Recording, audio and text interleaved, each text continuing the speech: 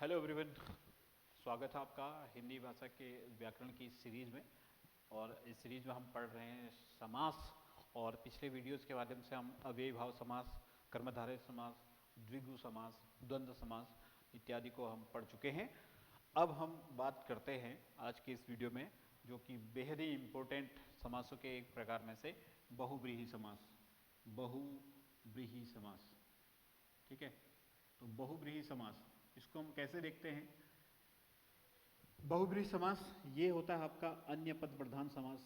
इसको हम बोलते हैं अन्य पद प्रधान समास भी कहते हैं, ठीक है। जिसमें क्या होता है, जिसमें जो उभय पद होते हैं वो अप्रधान हो, अर्थात इसी को हम दूसरे रूप में कह सकते हैं उभय पद अप्रधान समास। अर्थात उभय पद मतलब जिसमें दोनों पद क्या हो, प्रधान न हो, कोई अन्य ही किसी अन्य पद प्रधान हो या संकेत हो, ठीक है। किसी अन्य पद की ओर ही संकेत हो रहा हो, तो संकेत के अर्थ में, किसी अन्य पद की ओर संकेत के अर्थ में जो समासिक पद यूज किए जाते हैं, प्रयोग किए जाते हैं, वो किसके अंतर्गत शामिल होते हैं? बहुव्रीहि समास के अंतर्गत शामिल उनको किया जाता है। अब यहां पर देखिए, जो भी बहुव्रीहि समास होते हैं, समास के जितने भी समासिक पद हैं, हमने अगर देखा था शब्दों के बारे में, जब हम शब्दों के बारे में पढ़ रहे थे तो इसमें हमने व्युत्पत्ति के आधार पर शब्द देखे थे, ठीक है। और व्युत्पत्ति के आधार पर शब्द जब हमने पढ़े थे, तो व्युत्पत्ति के आधार पर शब्द हमने पढ़े थे रूढ़, यौगिक और योग रूढ़ के बारे में पढ़ा था। व्युत्पत्ति के आधार पर शब्दों को हमने पढ़ा था रूढ़, यौगिक और योग रूढ़। अब यौगिक, रूढ़ और योग रूढ़ में क्या अंतर है? जो रूढ़ शब्द थे वो अपना एक निश्चित अर्थ रखते थे, अपना क्या, एक निश्चित अर्थ रखते थे, और जिनमें आपका उपसर्ग, प्रत्यय, समास और संधि के द्वारा जो बनाए नहीं जा सकते थे, अपना एक निश्चित अर्थ रखते थे, उनको हमने बोला था क्या? रूढ़। अर्थात इनमें कोई उपसर्ग, प्रत्यय, समास, संधि नहीं होती। इन शॉर्ट अगर हम कहें, यौगिक शब्द जो दो या दो से अधिक रूढ़ शब्दों से मिलकर के बने हों। अब दो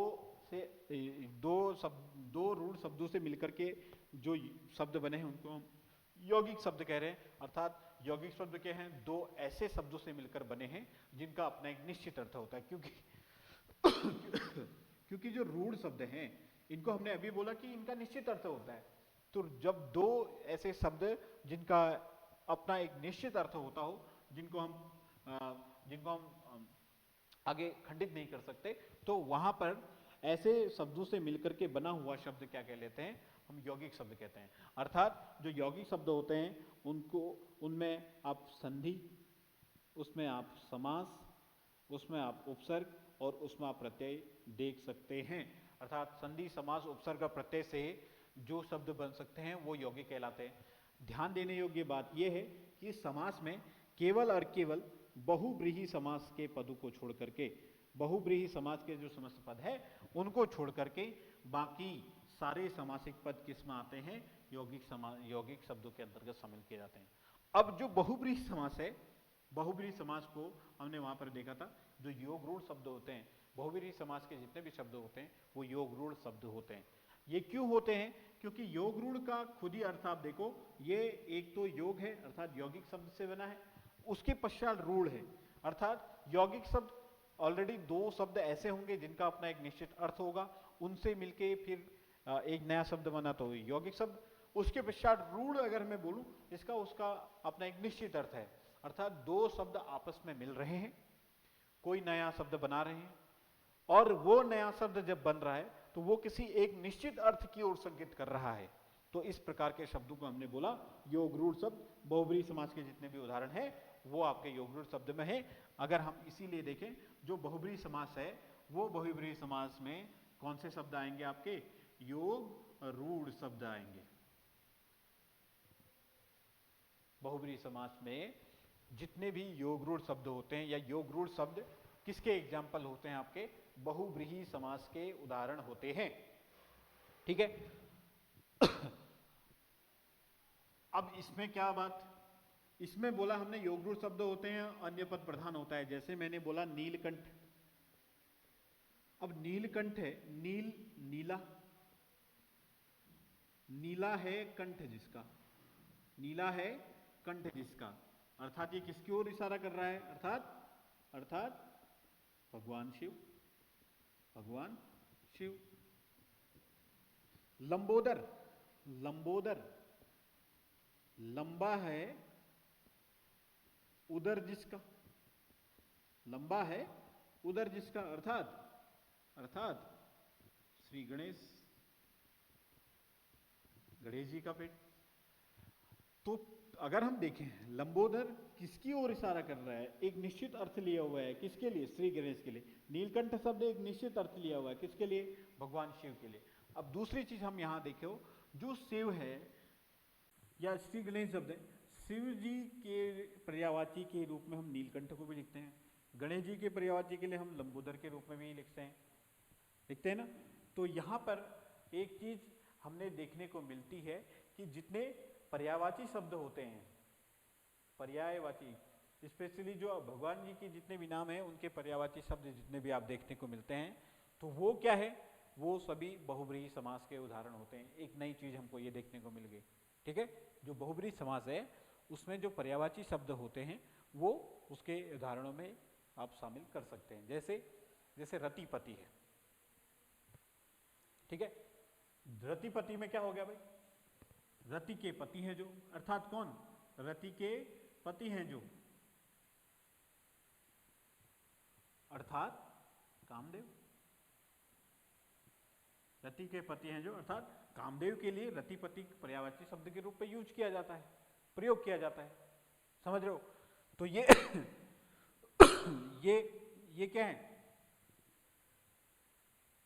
कामदेव के लिए रतिपति शब्द का प्रयोग किया जा रहा है, तो रतिपति कामदेव का पर्यायवाची है, अर्थात वो बहुब्रीहि समास होगा। ऐसी अगर मैं बोलूं कामारी, कामदेव के अरि हैं जो, अर्थात भगवान शिव, शिव जी के लिए कामारी शब्द का प्रयोग किया जाता है, तो कामारी में कौन सा समास होगा? कामारी में कौन सा समास होगा? बहुब्रीहि समास होगा। ऐसी मैं बोल दूं आपका क्या? शाखामृग, शाखामृग, शाखामृग, तो शाखामृग में कौन सा समास? शाखाओं का मृग है जो, शाखाओं का हिरण है जो, अर्थात बंदर, बंदर के लिए शाखामृग शब्द का प्रयोग किया जाता है, ठीक है। अनिकेत, चंद्रचूड़, चंद्रमा है चूड़ में जिसके, अनिकेत बिना आवास का है जो, अर्थात भगवान शिव, शिव जी के लिए अगेन इन शब्दों का प्रयोग किया जाता है। अर्थात ऐसे शब्द जो किसी तीसरे शब्द की ओर या तीसरे शब्द की ओर इशारा करते हो, एक निश्चित अर्थ में किसी अन्य शब्द की ओर इशारा करते हो, ठीक है, तो उनमें हमेशा बहुब्रीहि समास होता है, उसमें हमेशा बहुब्रीहि समास देखने को हमें मिलता है, ठीक है। तो ये आपका बहुब्रीहि समास के बारे में हमने फैक्ट देखे, ठीक है। अब बात आती है आपका लास्ट, जैसे इसके अलावा आप लक्ष्मी के लिए समुद्रजा का प्रयोग कर सकते हैं, पार्वती के लिए हिमतनिया का प्रयोग कर सकते हैं, और रावण अरि, ठीक है, रावण के लिए जैसे रावण के जो अरि हैं अर्थात दुश्मन है कौन? राम जी, उनके लिए रावणारि का प्रयोग कर सकते हैं। तो जितने भी शब्द हैं उनका अगर एक निश्चित अर्थ है तो वो आपके बहुब्रीहि समास होंगे। और ध्यान देने योग्य बात यह है कि भाई लंबोदर है, जिसका भी पेट मोटा है उसके लिए भी लंबोदर प्रयोग हो सकता है। तो अगर सामान्य अर्थ में उसका प्रयोग किया जा रहा है जिसका है जो, ये कर्मधारय समास में भी आ सकते हैं, क्योंकि पेट का मोटा होना वो उसकी विशेषता है। तो हमने देखा है वहां पर असंख्यावाची विशेषण भी कर्मधारय समास में होता है। लेकिन कुछ ऐसे शब्द जो किसी पर्टिकुलर व्यक्ति विशेष के लिए, किसी पर्टिकुलर भगवान के लिए या किसी पर्टिकुलर अर्थ में ही जिनका पहले से ही प्रयोग किया जाता हो, वो निश्चित रूप से आपके बहुब्रीहि समास के तहत गिने जाएंगे, निश्चित रूप से बहुब्रीहि समास के तहत गिने जाएंगे। हम लंबोदर श्री गणेश के लिए यूज करते हैं, तो इसमें आप कर्मधारय समास की अपेक्षा बहुब्रीहि समास होगा ये कहना ज्यादा उचित होगा। हम नीलकंठ जो है शिव जी के लिए प्रयोग करते हैं, तो कोई नीला अपना गला नीला कर ले, कलर लगा ले या टैटू बना ले, पूरा नीला नीला कर दे, उसको बोलते हैं हम नीलकंठ। नहीं, वहां पर हम प्राथमिकता उसको देंगे जिसके लिए इन पर्टिकुलर नीलकंठ शब्द पहले से प्रयोग किया जा रहा है, अर्थात भगवान शिव के लिए नीलकंठ प्रयोग किया जा रहा है, तो वहां पर नीलकंठ में बहुव्रीहि समास होगा बजाय कि वह कर्मधारय समास। ठीक है, तो इस चीज को आप अच्छे से ध्यान रखिएगा।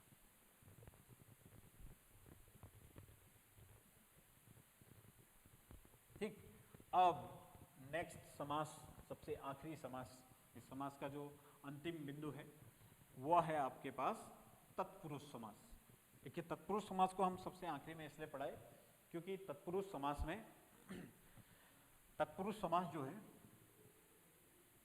तत्पुरुष समास, देखिए इसमें क्या है, जब हम पढ़ते हैं मूल भाषा में जो समास होते हैं, अगर पदों की प्रधानता के आधार पर समास देखे जाए तो 4 प्रकार के, मूल भाषा जो संस्कृत है उसके आधार पर अगर समासों का वर्गीकरण देखा जाए तो उसमें 5 प्रकार के समास आते हैं। केवल समास, आपका अव्ययी भाव समास, तत्पुरुष समास, द्वंद्व समास और बहुव्रीहि समास।